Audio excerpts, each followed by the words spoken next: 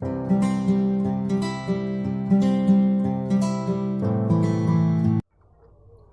Friends, welcome back to my channel Deep classes. आज के video का हमारा टॉपिक है आत्मकथा, क्या भूलूं क्या याद करूं में लेखक के विचार।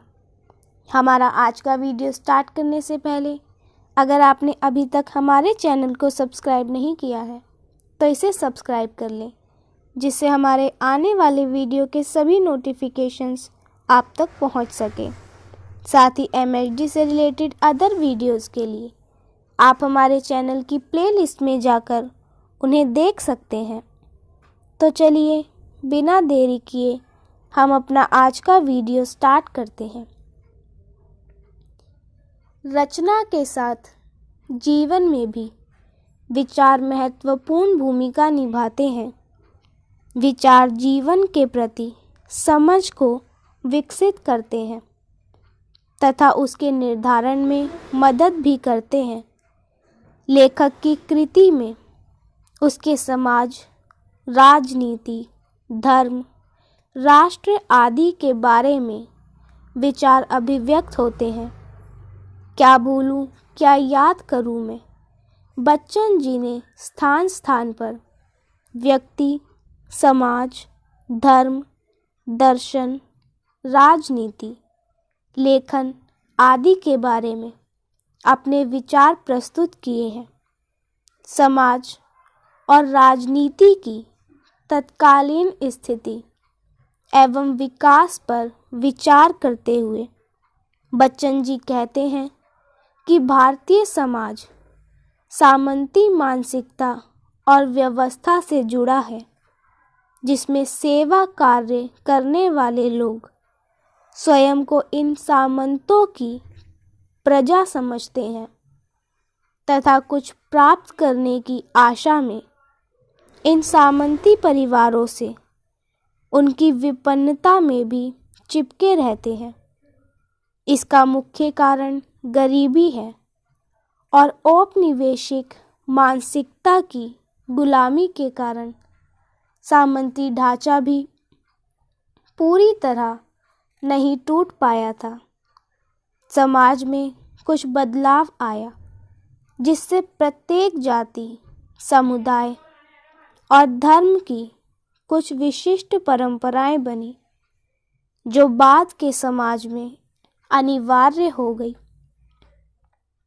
बच्चन जी ने कुछ जगह भारतीय समाज में जाति प्रथा और छुआछूत के कारण पड़ने वाले दुष्परिणामों की चर्चा भी की है। उन्होंने स्त्री पुरुष संबंधों, स्त्रियों के जीवन और चरित्र, मानव की वेदना और अहम आदि पर भी अपना दृष्टिकोण स्पष्ट किया है। बच्चन जी ने अपनी आत्मकथा में राजनीतिक परिवेश और राजनीतिज्ञों की चर्चा की है। स्वदेशी तथा गांधी जी के आंदोलन का समर्थन किया है। बच्चन जी अधिकांशतः अपनी पारिवारिक समस्याओं से जूझते रहे, इसीलिए उनकी आत्मकथा में वैसी राजनीतिक चेतना नहीं है जैसी गांधी जी अथवा अन्य आत्मकथाकारों की रचनाओं में मिलती है। धर्म और दर्शन संबंधी विचार। धर्म और दर्शन जीवन में महत्वपूर्ण भूमिका निभाते हैं। भारत में तो जीवन की दशा के निर्धारण में धर्म और दर्शन का मुख्य योगदान है। क्या भूलूं क्या याद करूं में बच्चन जी ने हिंदू धर्म की सामाजिक व्यवस्था से जुड़े पक्षों पर विचार किया तथा जन्म, मृत्यु, आत्महत्या जैसे पक्षों पर एक दार्शनिक की तरह विचार किया। उन्होंने हिंदू समाज में जाति व्यवस्था, छुआछूत, दीक्षा आदि को धर्म से जोड़कर उनका विरोध किया। वे मानते हैं कि इसका मूल वर्ण व्यवस्था है, जिसे मठों एवं मंदिरों ने बढ़ावा दिया है। धर्म और दर्शन से जुड़े बच्चन जी के विचारों का संबंध उनकी जिंदगी से रहा है, जिसमें उनकी व्यक्तित्वता भी झलकती है। रचना और रचनाकार संबंधी विचार।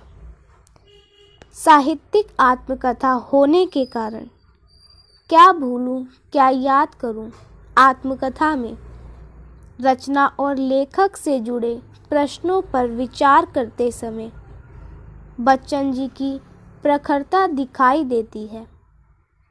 इन सभी प्रश्नों का संबंध बच्चन जी के विचारों की अपेक्षा उनके लेखन और अनुभव से बहुत ज़्यादा है, किंतु इन विचारों को लेखक की मानवीय मूल्यों के प्रति प्रतिबद्धता इन्हें ग्राह्य बना देती है। बच्चन जी ने संयम के विस्फोट की चर्चा की है, जिसका संबंध उनकी पत्नी श्यामा से है।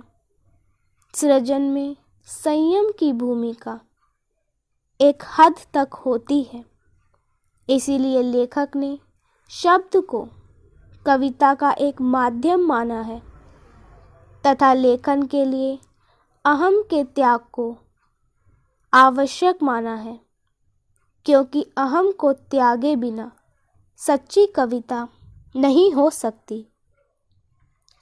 बच्चन जी के विचार इस तथ्य से भी अवगत कराते हैं कि रचनाकार का जन्म कैसा होता है।